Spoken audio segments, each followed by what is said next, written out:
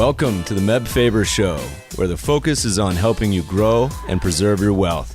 Join us as we discuss the craft of investing and uncover new and profitable ideas, all to help you grow wealthier and wiser. Better investing starts here. Meb Faber is the co-founder and chief investment officer at Cambria Investment Management. Due to industry regulations, he will not discuss any of Cambria's funds on this podcast. All opinions expressed by podcast participants are solely their own opinions and do not reflect the opinion of Cambria Investment Management or its affiliates. For more information, visit CambriaInvestments.com. Welcome, podcast listeners. We have a radio show for you today. Welcome, Jeff. What's happening? Well, it's kind of the Ides of March for you and I both. Yeah, it's been painful. Our office consists of mostly, we got a UVA grad here speaking. Jeff is Carolina, and we got a couple Michigan State people too. We've all gotten demolished. The Virginia, it's funny. I have a group of guy friends from the South that we go and watch football games every year. It's kind of a guy trip, and we used to always do it in Wrightsville Beach. And this year, we have a friend that now lives up in Brevard. Hey, Stu, if you're listening. And no way Stu is listening right now. No chance. No chance. And so he said, hey, I'd like to host this year. And so we said, sure. And Brevard, for those who are listening who aren't familiar, is kind of outside of Asheville, but it's also kind of blossomed into this big craft beer and food and music scene. It's really just an awesome town. Anyway, so Friday night, Virginia was playing and was a 20-point favorite over, what was it? University of Maryland, Baltimore County. Yeah. And interesting side note, the coach is the son of former Wake Forest coach Dave Odom. I'll tell you another interesting side note. About 5 doors down from where I grew up in Winston-Salem, there was wet concrete, and Ryan Odom drew his name in the wet concrete. Ryan Odom's the coach of UMDB. That's probably worth something today. Go dig up that concrete. He also was a ball boy for UVA at one point. Anyway, I wasn't even watching the game because I just assumed it would be a huge blowout, and we were having dinner with friends in Virginia. One of my buddies elbows me and says, Meb, Virginia's losing. I said, yeah, but they're always down at the half, whatever.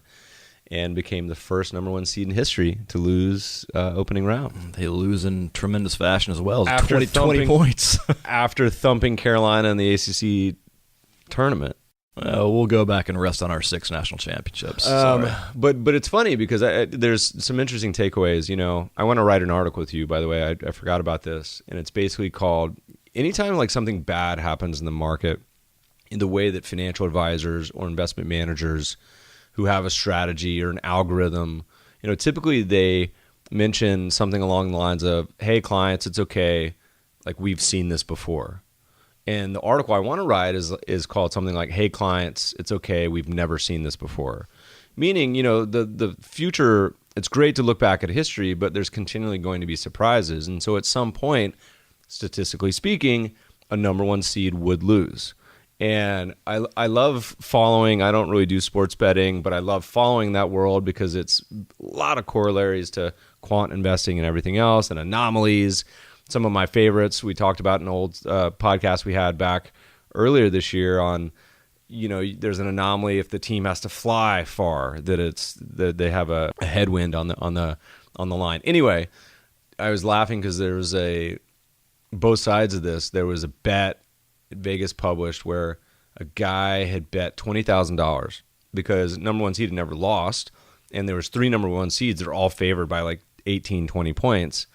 He bet on, it was a money line for Virginia, Villanova, and I don't know, Xavier or someone to all win, and he lost the bet. So he lost 20 grand. But the ridiculous part about this bet is he was betting 20,000 to win 800.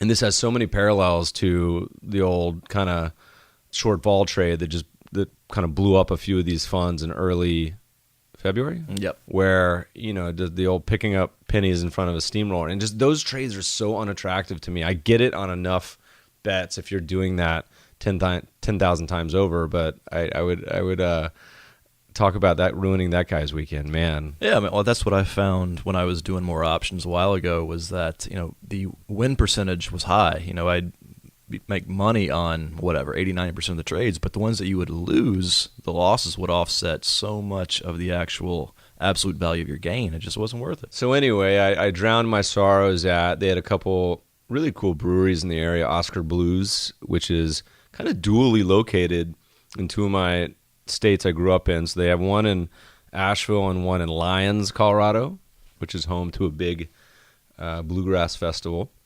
And there's a Sierra Nevada new building. And I'm not kidding you when I say it's the nicest brewery or winery probably that I've ever seen.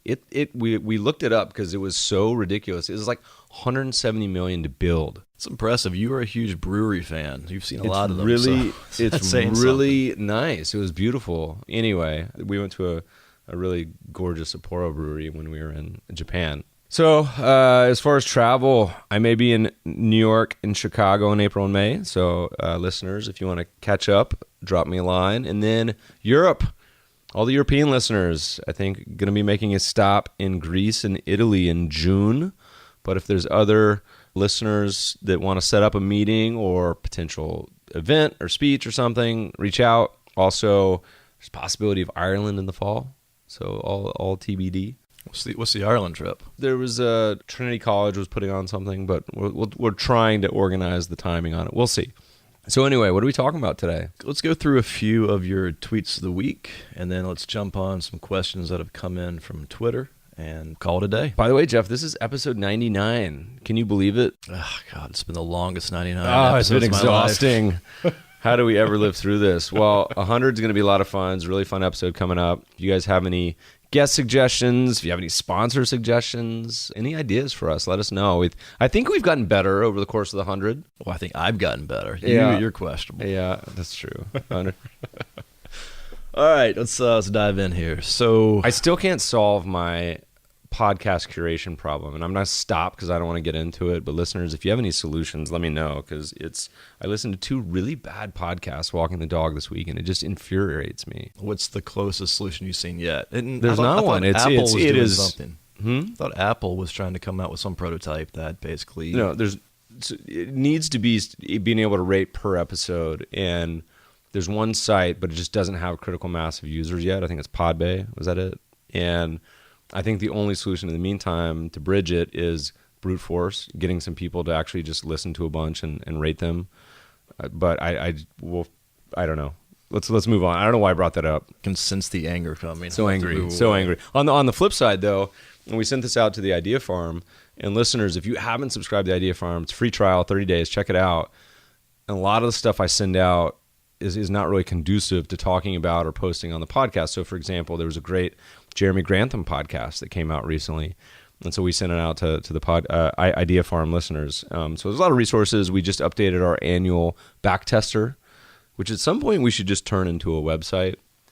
So listeners, if anyone wants to turn that into a website for us and get paid for it, and you're an amazing web developer sort of person, let me know.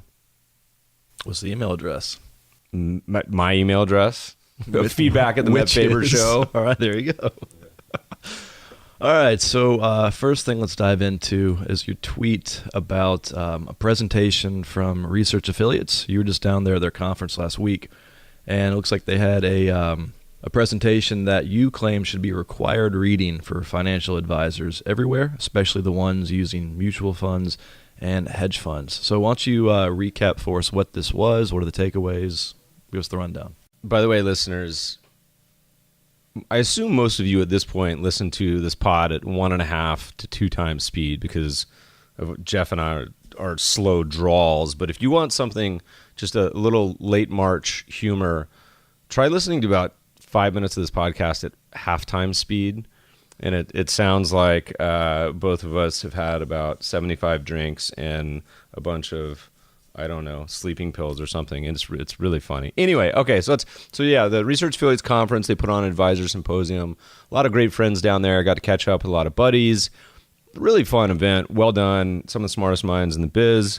And so Rob had a presentation. I actually wasn't there for Rob's presentation, but had the slides. And at some point they said that they would distribute the videos. So if I can, I'll try to distribute those to the podcast links if we can, and the Idea Farm. But there's a lot of great talks. But Rob's was actually, he's been kind of a early proponent of being mindful of all the costs in investing. And so the one that everyone pays attention to is the sexy active passive stuff, right?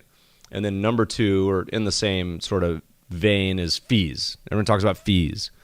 But the one that no one really talks about or focuses on is taxes. And so Rob wrote a paper on this probably 20 years ago, maybe 30 years ago on this point.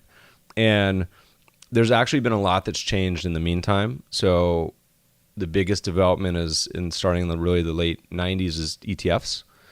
And the ETFs are such a vastly superior structure. It's actually amazing. I think back, and it's amazing the mutual fund business and lobby allowed this to happen. Really, it's kind of unbelievable. I mean, it's a fantastic development for investors, but it put mutual funds at such a massive disadvantage. What's the benefit? Explain for listeners what the massive benefit of the ETF structure is. So ETFs, for most people that are listening probably know this, but an equity fund, for example, that has high turnover, the ETF can lay off capital gains basically onto the market makers. So for all intents and purposes, so let's say you buy an ETF today and you sell it in 10 years and it goes up 500% or whatever, and it's an active strategy that's trading every day. That's unrealistic, but let's just say, if that was normally a mutual fund, you'd be paying capital gains every year. Short-term, long-term, all of that stuff. In fact, in mutual funds, you can even have a scenario where you buy a fund, lose money on it, and still owe capital gains taxes. It is a horrible possible setup, but it happens to people all the time. They don't know better. They buy this hot mutual fund and it has embedded gains. Anyway, so an ETF, you buy it, and for the most part, it's over half of ETFs have never paid a capital gain ever. And for the vast majority of the other ones, that actually just rounds to zero. So they paid a little bit. And you can't avoid dividends, of course, or bond income, but capital gains, talking about trading. So it is an enormous benefit. And Rob quantified it in this paper, or this presentation, and said, ETF's tax efficiency remains after adding in the impact of dividends on taxes. And nearly half of mutual funds have distributions causing tax burdens in excess of 1%, which leads to a 0.8 worse tax alpha for mutual funds versus ETFs. So it creates an enormous hurdle and sort of base case scenario for anyone to ever invest in a mutual fund. And ETFs, it's just such a vastly better structure. And so we talked a lot about this, and there's a lot of offshoots. And, we published this paper, which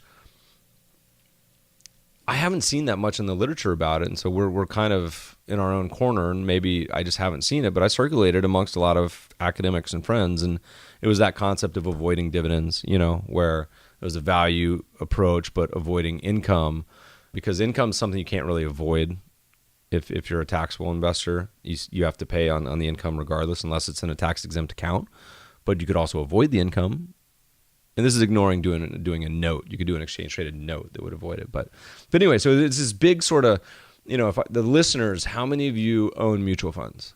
And on top of that, how many of you own particularly active mutual funds, and active mutual funds that have high turnover and high fees? So it's like all of these things, it goes back to dieting and weight loss and getting your life in order with spring cleaning, whatever it may be. Everyone's always going to fix it tomorrow. And this goes back to our old zero budget portfolio and ideas. But how many of you still own these and I'll clean up my portfolio at some point? It's crazy to me that, it's such a huge, massive headwind. When you combine the fees and the tax efficiency, it adds up to a pretty massive delta. Have you considered any specific tax strategies? I mean, here we are nearly at April. Is there anything off the top of your head as something low-hanging that listeners can do from a tax perspective just to help out their portfolios? Well, my side one, which is always unclaimed.org. Yeah, you haven't mentioned that yet. I haven't mentioned this year. It's been a while. Listeners, if you're new to the program, we've found money. It's at least $200,000 at this point. It may be 300,000, where a lot of people don't know, but state governments have billions upon billions upon billions of unclaimed property, meaning usually it's you overpaid your utility bill or you had some dividends that went to an old address.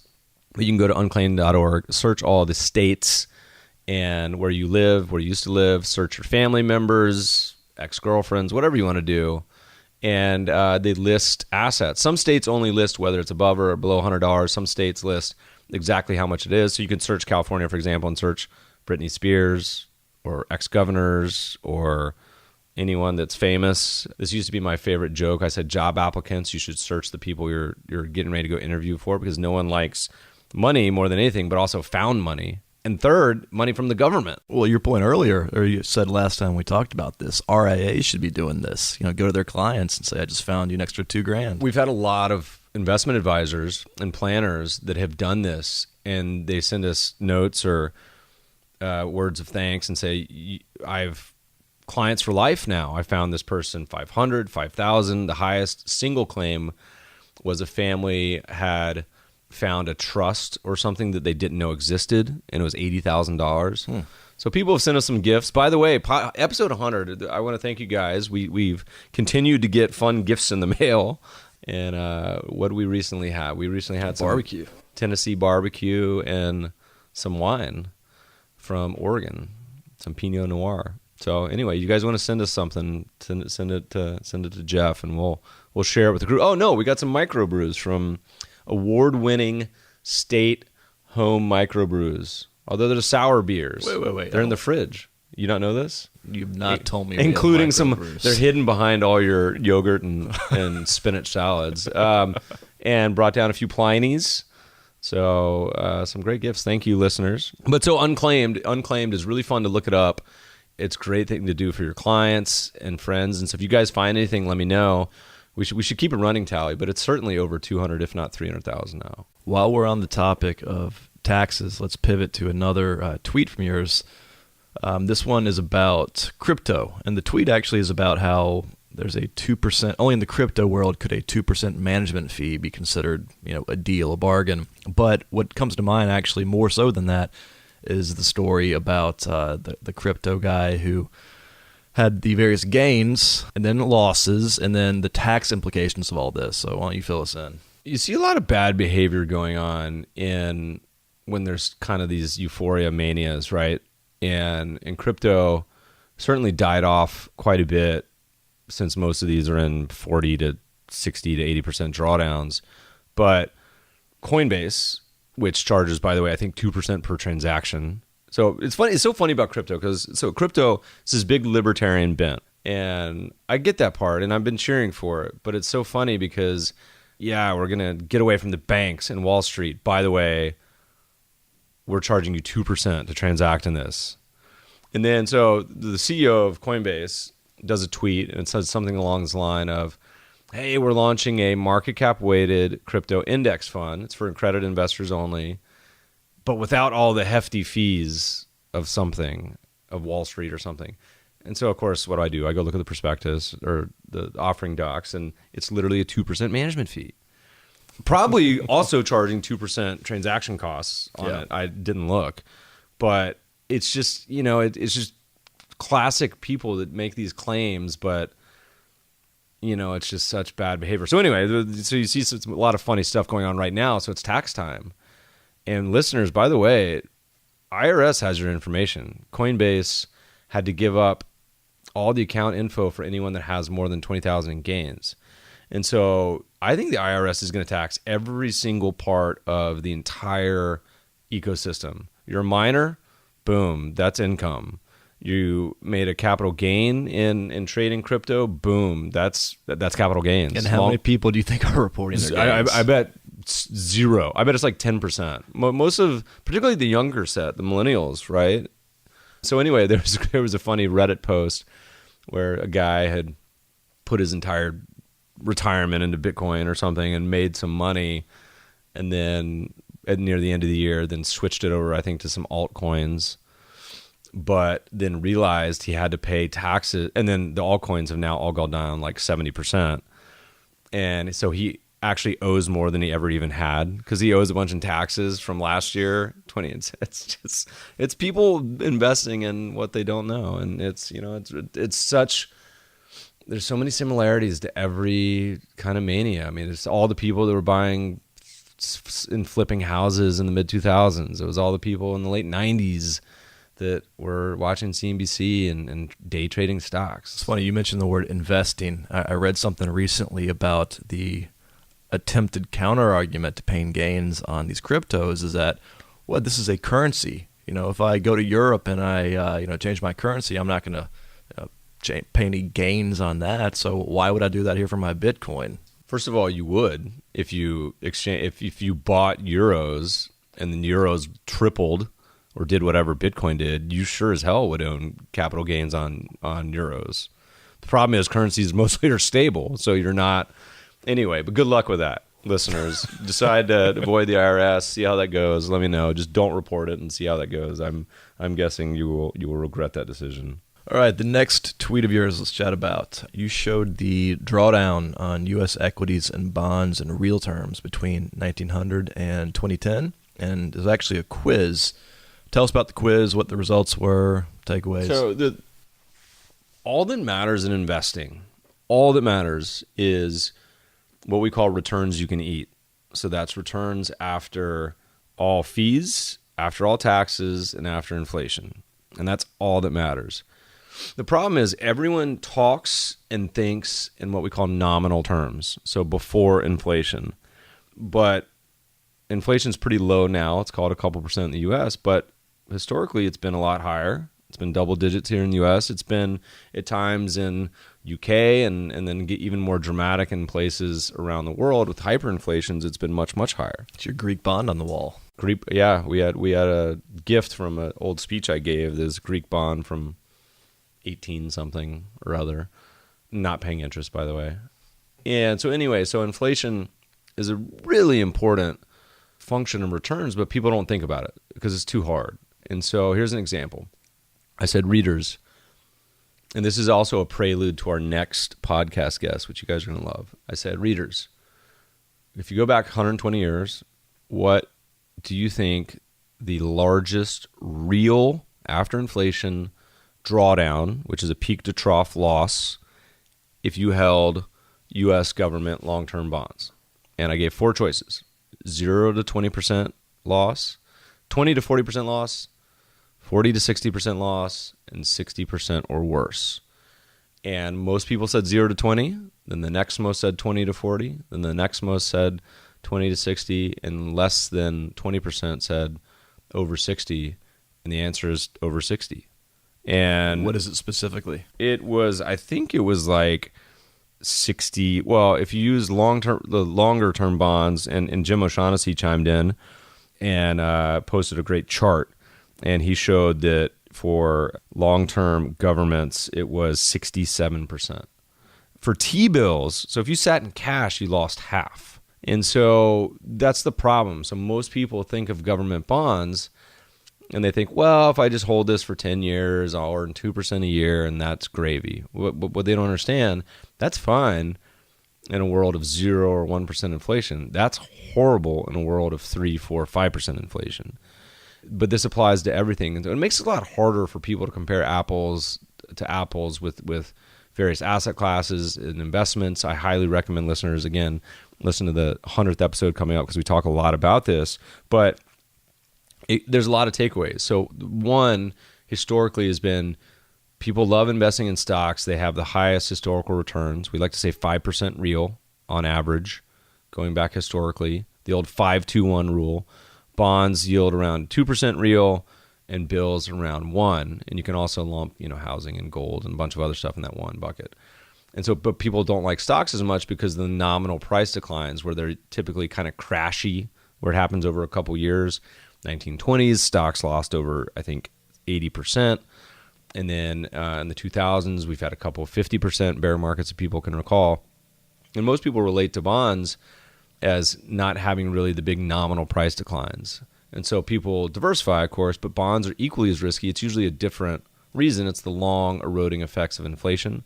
So for us, that was like the 60s and 70s. in the US, but different countries, different times, but very similar results in the UK, for example.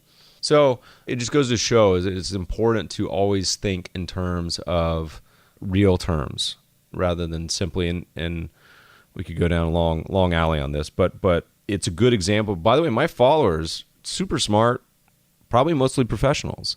Not only did they get that quiz wrong, they got it extremely wrong.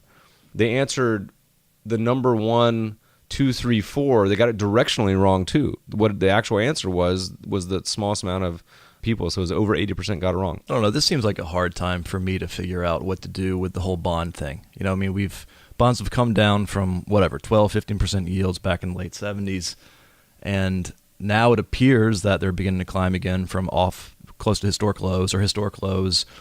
And so, do you put them in a portfolio and expect they're going to have the same sort of diversifying effect as a traditional 60-40?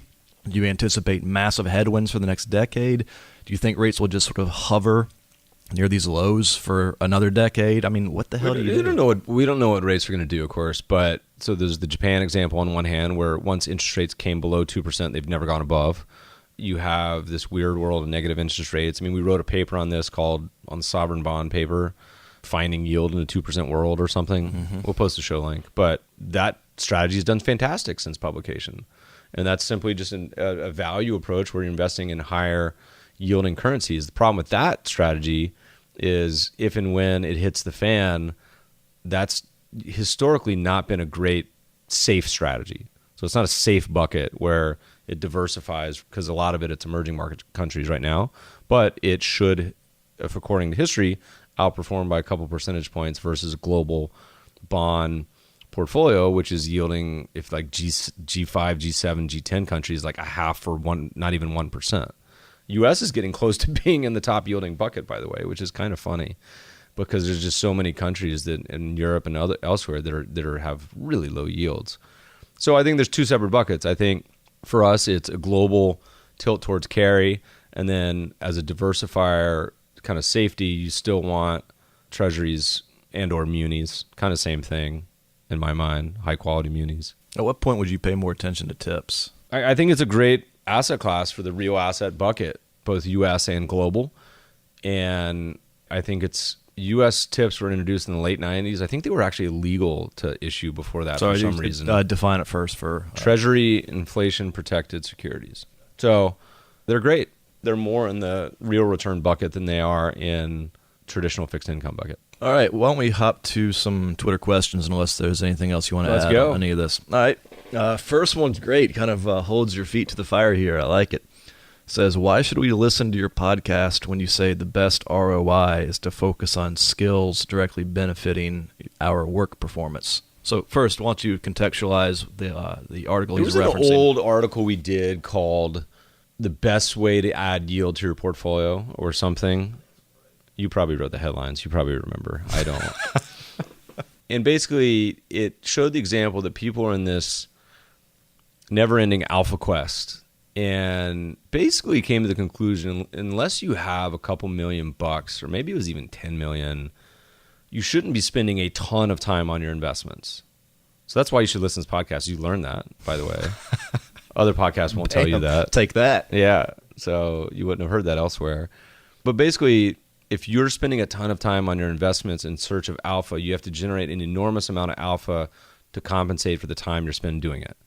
So if you love markets and history and this is your hobby, that's awesome. And you're learning about the world. The cool part about learning about investing is you learn about econ and global finance and politics and psychology and all that stuff mixed in. So it's not a waste of time. I'm just being a little dramatic. My point was that if you're going to spend a lot of time on the search to outperform, is a little different than just understanding the craft of investing and studying all the other things I was talking about, business in general, is that you're better off suited, particularly if you're younger, particularly if you don't have a huge portfolio, spending that time working, investing in yourself, making more money, saving more money. So one of the bigger investing takeaways, I think it's hard for people, is that when you have a smaller portfolio and smaller amount of assets, your personal finance decisions swamp your investment decisions. So the takeaway for most of these people is, hey, buy a bunch of low-cost ETFs, put them in an account and be done with it. check back in a couple years, keep saving, adding more to it. But that's really great advice for anyone, by the way, but particularly for people that are early in their career, and really invest in yourself and try to get to a place where you're building a business, or you're getting a graduate degree that may increase your salary, or you work 10% harder each week. But the returns are probably not going to come from you day trading crypto and biotech stocks. Reminds me of Andrew Tobias. We had him on a few episodes ago, and the headline of that one was, "There are just a few things you really need to know about investing, and they don't ever change." And it seems like a lot of people get into investing, and there's this belief that the more you learn, the better off you're going to be. So you learn all these strategies, and eventually people kind of have their moment where they're like, it doesn't have to be this complicated. It really is just sort of the basic rules, and just let time and compounding do its thing. You and I talked a lot about this, about doing kind of this investment 101 book. Listeners, if you have a good title, let us know. We need to come up with a good title. But it's almost like the old food pyramid, where what matters. Mm-hmm. And I think probably what people think matters probably inverted to what is really going to affect their returns and success. Vanguard actually sent these to the Idea Farm, had a couple great PDFs where they talk about this, and they say, look, here's the real big levers for your portfolio over time and the growth, and it's what we talked about. It's how much you spend, it's how much you save, how often you're early you are into investing, and your dollar cost averaging in, and all these things, versus outperforming the markets is not really one of the biggest determinants. All right, next question. This one also kind of holds your feet to the fire, which I like, and it's a little bit of a two-parter. It references dividends, which you actually kind of touched on earlier in this podcast, but let's just jump in. Meb, you said you'd like to invest in a farm REIT, but you've written about dividend investing as a suboptimal strategy. Can you reconcile these two apparently contradictory ideas? Also, Meb, you posted a tweet from Michael Batnick. He was referencing a quote that said, "Dividends have also held up relatively well during the market downturns. According to Schiller, the stock market fell more than 80% on a real basis during the Great Depression, but inflation-adjusted dividend levels were down just 11%. When stocks get chopped in half during the brutal 1973-74 bear market, dividends fell just 6% in that time. And since the 1960s, the annual rate of growth on dividends has never been negative over all rolling 5-year periods." So basically, how do you reconcile these things? Okay, there's a lot wrapped up in there. The first part is, going back, there's so much nonsense going on in the media right now that talks about buybacks and dividends and everything else. And I would direct all of our listeners to go pick up a copy of Shareholder Yield. It's like $2, and really start to understand corporate structure and what goes on. Jack Vogel, who's been on the podcast, wrote a great article on this week, because a lot of people were being negative about buybacks in the media, and he said, okay, well, and we had posted an article about it as well, and so it said, so let's ignore the buyback dividend piece. He said there's only a few things companies can do with their money. They can sit on it, they can invest in their operations, and grow the company, build a new plant, R&D, whatever. They can return it, which is dividend and buybacks, and really the other one being they could pay down debt as well if they have it, or they can go acquire a business. But the main two ones, investment and returning the cash to shareholders. And he says, okay, so all these people that hate buybacks for some reason, he says, well, okay, let's look at the alternative. If you're not going to return to cash through dividends and buybacks, here's investment only. And the funny part is, if you invest in companies with high internal investment, you do the stocks, you do far worse than if you invest in the ones with low investment. And so it's kind of funny because the media gets all, the media is like, oh, all these terrible CEOs investing in these stupid R&D projects, but they don't want them to return cash. There's like no possible right answer, And the funny thing I tweeted about, I said, all these people that hate buybacks, you know what the alternative is? You're buying a stock that's issuing a ton of stock. That's the other side of the coin. If they're not buying it back, they're issuing it. So you want to be highly diluted? That's crazy. And so there's a great chart from O'Shaughnessy that lists buybacks over time back to the 60s and what valuation those buybacks were conducted at. And so it showed that net issuers, companies issuing stock, were trading at a valuation premium, which makes sense because CEOs are saying, hey, our stock's expensive, let's issue shares.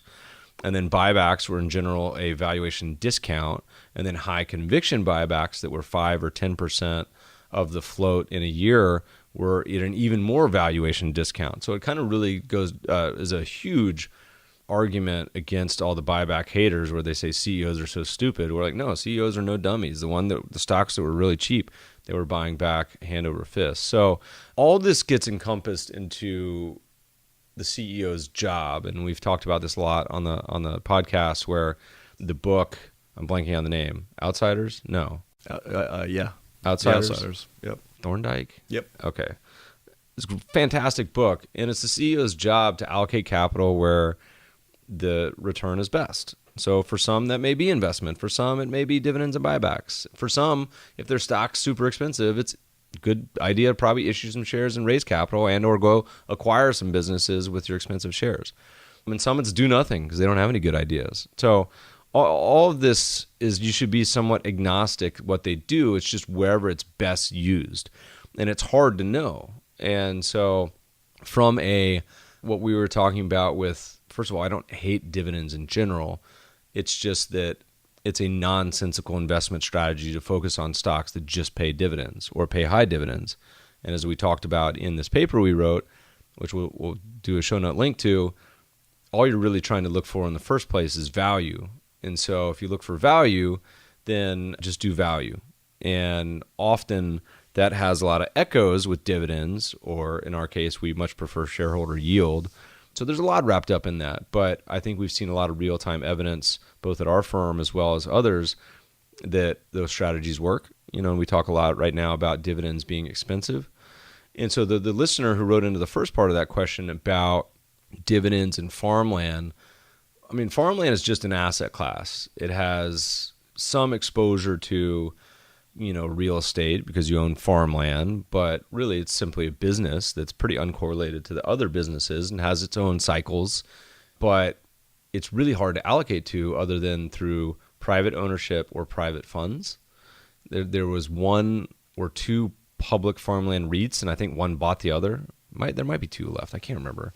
Anyway, but REITs historically by law have to pay out, it's like 90% of their earnings is dividends, right? So it's not that I hate dividends, and REITs are a totally fine asset class too. They can be great, they can be terrible based on valuation. It's really, you're looking for value. And if they happen to pay out dividends, that's just a function, that's a part of the structure.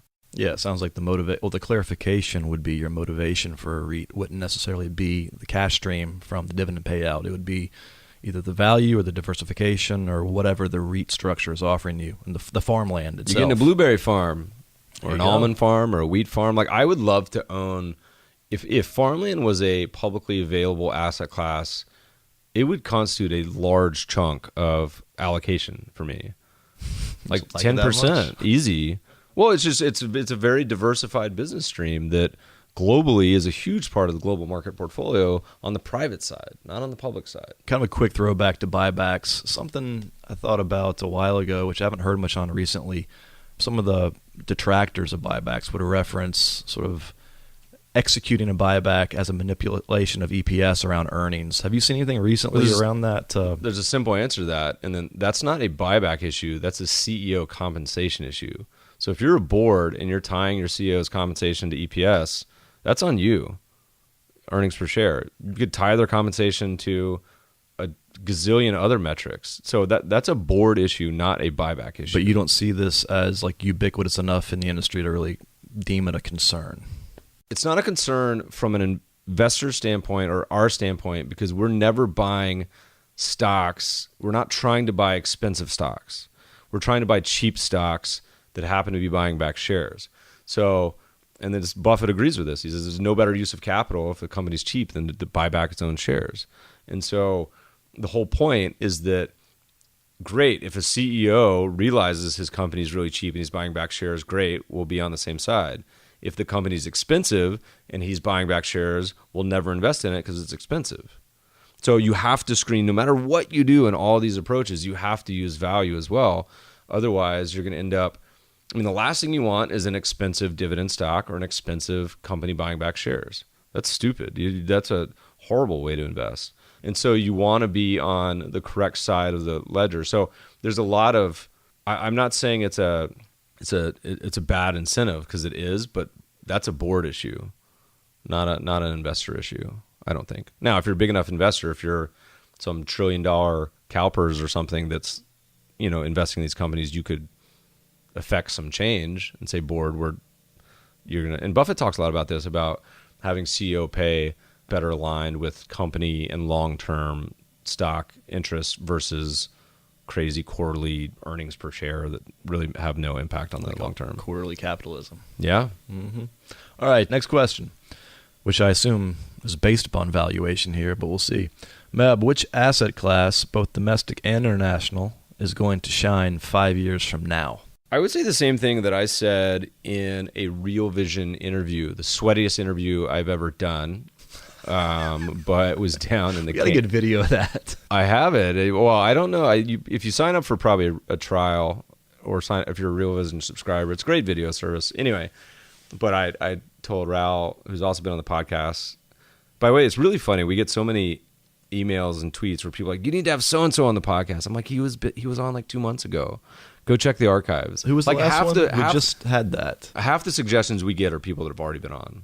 At least, if not 3/4. Anyway, so check the archives, mebfaber.com/podcast. Anyway, so Raul and I were talking, and he asked that question. I said emerging markets, and I said, my portfolio is all in the Trinity portfolio, which, by the way, most of the momentum stuff is tilted towards foreign equities, cheap equities, in a lot of emerging markets right now, and so is the value. So you have like a double exposure to emerging markets and cheap equities through both the momentum and the value side. And that's my favorite. It's always when value is agreeing with momentum and trend, that's the best time for returns. And you've seen that. So emerging markets in some of these cheap Cape countries over the last 3 years, really since 2015, have stomped everything else. 2014 was a stinker, but if you pull up any of these funds and asset classes since 2015, they've all really stomped them. It's continuing in 2017. This makes sense. Emerging market Cape ratio is half the U.S. So half. So my entire, by the way, our company 401k or whatever it is we set up a couple years ago just goes all into emerging markets because we don't have any Cambria funds, which is amazing. Do you see this running another 5-10 years? So if you think back to 2000, 2003, emerging markets really all the way through 2007 just destroyed U.S. stocks. And everyone's all excited about the BRICS. And then, of course, emerging markets got expensive. India and China were trading in the 40s and 60s. Like, it was crazy. And then so when the next bear came, they all got hammered, and they've underperformed since then. Well, instead of being at a valuation premium, which they were, they're now at a huge valuation discount. This is the largest discount that I can find going back to the 80s for foreign and particularly the cheap stuff versus the U.S. Still, despite the run-up since 2015. Despite the run-up, because it's such a... So the cheap Cape basket went from 9 to now it's like 12 or something, or 8 to 12 or 13. And the U.S. has continued to go up, so it's at 32, 33. But look at year-to-date. Emerging markets are up 5. U.S. is flat-ish. Depends on what you're looking at. So... yes, I think this continues for a while. Well, to what extent, though, if the U.S. market, equity market rolls over, to what extent is that going to have collateral effect? Every bear market's different. So would I expect emerging markets to emerge totally fine? No, I wouldn't. But 2000 is a good example where a lot of asset classes did just fine. REITs did fine. Bonds did fine. Dividend-paying stocks did fine. Small cap did fine. Emerging market did fine. It was really just the super market cap-weighted NASDAQ, tech, market cap weighted stocks that did very poorly in 2000. Whereas in 2008, everything got hammered. But remember, emerging markets were expensive going into that. So if you were to put on any pair trade, I think the cheap countries versus U.S. is about as good as it gets. That is like the one of the few times I can think about you making a strong conviction recommendation right there. But I've been saying the same thing for the last 4 years, ever since Global Value book came out. It's just the reaction is now changing from people. It's funny because over all these years, it's now everyone now kind of gets it, but it's after the emerging markets have gone up.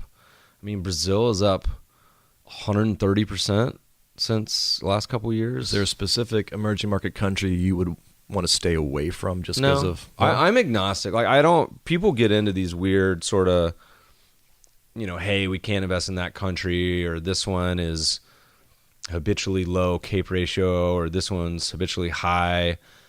I note the differences and accept it, and I would never pick just one. So, our fund buys a dozen countries. So if Portugal tanks, well, that's part of the game. And good, hopefully one of the other countries will balance that out. So it's you certainly have to diversify, but Russia is certainly one of the cheapest. I think, was that the cheapest in our last update? Czech Republic doesn't really count. I got into Russia years ago, and I've been underwater for a while. Well, it's coming back, though. Yeah. All right, next question. Best strategy for folks with a limited selection of 401k funds? I think depending on how bad it is, and some of these can be pretty bad with high fees, I think the default is the lowest possible fee funds you can get in your plan. Well, that's interesting. You would say low fees over, like, potentially, you just referenced emerging markets as being great. So you would say fees over value? It depends on the challenge. I mean, it depends on the allocation. So if you're going to do all equities, then do the global market portfolio and or tilt towards value. So buy value global equities. If that's too much kind of velocity for you, then put half in bonds, and then do the same thing, do global bonds. But 401ks, you got to remember, so people are going to be dollar cost averaging into those for the next 5, 10, 20 years. And so the starting point actually starts to matter a lot less because you're going to be averaging in over time. And so putting it all in equities is actually fine if you can emotionally sit through it. Again, if I had to choose, I would certainly choose emerging than developed than US, but they probably have some sort of global fund or value global equities fund. But, you want to pay as little as possible for those funds. Okay. And the ETF, by the way, so that I just don't sound like some crazy ETF evangelist, the ETF structure is actually not that big of a benefit in retirement because it doesn't have tax-deferred accounts because the tax benefit is not the same. Now, they are still vastly cheaper on a fee basis usually, and they don't have a lot of the conflicts of interest as a lot of mutual funds do, but the tax benefit goes away. Okay, next question.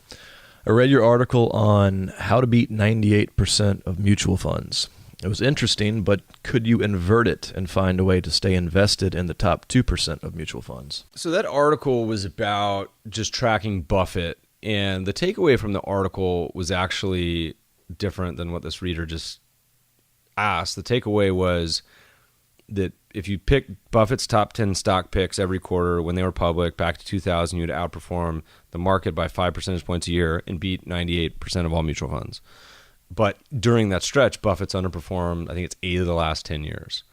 So the point of the article was that it is just to demonstrate how hard it is to stick with a strategy or style or a manager.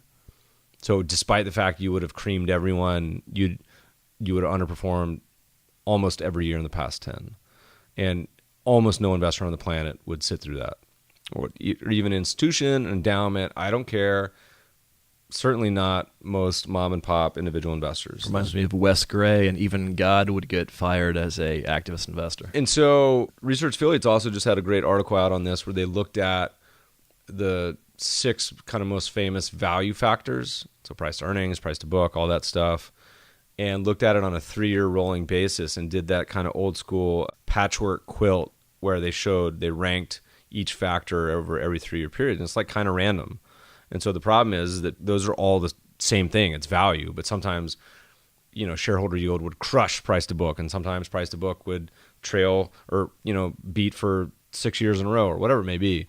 And that's the same damn thing. Like that's literally the same category. So the challenge with persistence in mutual funds, I think there's a lot of research that shows you can certainly skim off a lot of the junk. And a lot of the junk happens to be high fee. Going back to the Arnaut's presentation, it's a lot of the fund categories outperform gross of fees. And then depending on net of fee and then taxes, that's really where they got hammered. And so this applies to hedge funds, this applies to CTAs. there's a lot of research that, the managers do offer value, but they take all of it in fees and then some. So the best thing you can do if you're searching for mutual funds and you want to be top quartile or decile, I think that by far the biggest step is to avoid high fee funds. But the problem is that's the least sexy for a lot of people. And so what are they going to do? They're going to chase the hot biotech or tech or energy or whatever it may be fund of the day, of this cycle or of that cycle, and then ruin all their chances. So it's, it's hard. So even in certain areas where historically there has been persistence, so you've seen persistence in private equity funds historically, the top quartile, what they call it, that's deteriorated, and that's kind of gone away over this past cycle. I think there are a number of factors that, and this all goes back to our belief that if you're going to do the beta side, the buy and hold side, you should pay as little as possible, which is why we have a ETF that charges no management fee, all in, it's 30 bips, because you don't do anything. Literally, you're not doing anything. So it should be as low as possible. And that's great. And that's an awesome world to live in. And so all of these asset classes, you should pay as little as possible. If you're going to allocate to try to get alpha, it's got to be super concentrated, active, and really different. And, the hard part about that is people sticking with it. So like the Buffett example, through a full cycle. I don't think anyone can. It's really hard. That would have to show up on the how to invest Maslow hierarchy. We had a behavioral control. We had a old post. This might have been pre-you, where it was called the Netflix Prize for Mutual Funds. And there was a website, I think it might have just gotten sold. I'm blanking on the name of it. We can add it later. But it was a website where you could have some of these data quant prizes, like an X Prize sort of thing. Where Netflix back in the day is like, if you can improve our algorithm, we'll pay you $10 million, whatever it was. And they'll give you the data set. And so I said Morningstar should do this and just give everyone the data sets. And I think what you would find is there's probably 6 or 7 factors that tilt the odds in your favor. And they're pretty common sense ones, I think. But fees to me is probably the biggest. Well, it reminds me of your own study where you looked at the portfolios of whatever it was 10 of the most famous portfolio managers out there from early 70s, and basically since that time the returns were all within. Well, you tell me. The returns were all within like 1 or 2 percentage points. Right? It was asset allocation portfolios, and it basically said that your allocation didn't really matter. Yeah, it was just fees. A lot of it was fee. It did kind of matter, but as long as you had the main ingredients. So you couldn't just be all bonds or all gold or something. But as long as you invested some in global stocks, some in global bonds, some in real assets, then they all kind of ended up in the same place. But huge determinant would be fees. And of course, taxes would be another one. But that's just buy and hold. But yeah, I agree. And to be very clear, I agree with Swinson that all that matters, though, is the return after all these fees are considered. So if you find someone that can add value or an asset class or an approach, then that's worth its weight in gold. And it's great. You can pay 1-2% for it. It raises the bar is the thing. The default for every investor should honestly probably be just like Vanguard. Say, look, all right, here's my default. Vanguard ETFs, not mutual funds, by the way. Although Vanguard has a kind of a special patent structure on some of their mutual funds where they can lay off their capital gains on their ETFs, which is a whole other topic. But that's the default, is paying almost nothing. And then only then should you be able to say, okay, I'll allocate to this fund, but here's the reasons why. Fair enough. We're pushing an hour, so why don't we wrap this up? You have anything more to add?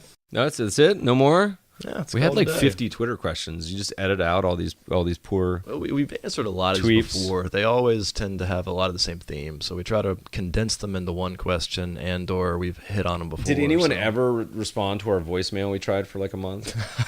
No, it's still up there. Really? Nobody responds to it. Nobody wants to have their. I wonder if their we got to figure out a way to do or some sort of live call-in. Maybe we should do a real radio show. I think listeners, that would expose you to way too many rants from your angry fans. Listeners, if you have any ideas, get us on the radio. That would be fun. That would be fun to do live call-in. Otherwise, it's too hard. Anyway. Well, the challenge is somebody's going to mention funds, and so compliance will have an issue with that. Yeah, but I'm compliant, so I say that's fine. I'll ignore not it. how it I just works. ignore it and segue. Okay, listeners, again, if you're in any of those cities, reach out. If you have any good suggestions for us for podcasts number 101 to 200, let us know. Some good guests, sponsors, ideas, questions, new additions. Should we move to 5 days a week? Let us know. Shoot us email, feedback@themevfabershow.com. If you guys have some questions, send them to the mailbag. We will ask on air. They got to get a little different. Jeff says you guys are asking the same questions. And we'll post show note links and everything, mevfaber.com/podcast. Leave us a review. We need to Jeff go in and look at some of these after episode 100 and pick out the 10 best. You still need reviews. to read the worst ones. That would be a good sort of comedy bit. We had an amazing one on the book recently. It says this is a dump read. And I don't think it was a compliment. I think it was anyway. Is he just referencing where you read it? Yeah, I don't know. Maybe. He only reads my books on the toilet. I think that's it. Thanks for listening, friends, and good investing.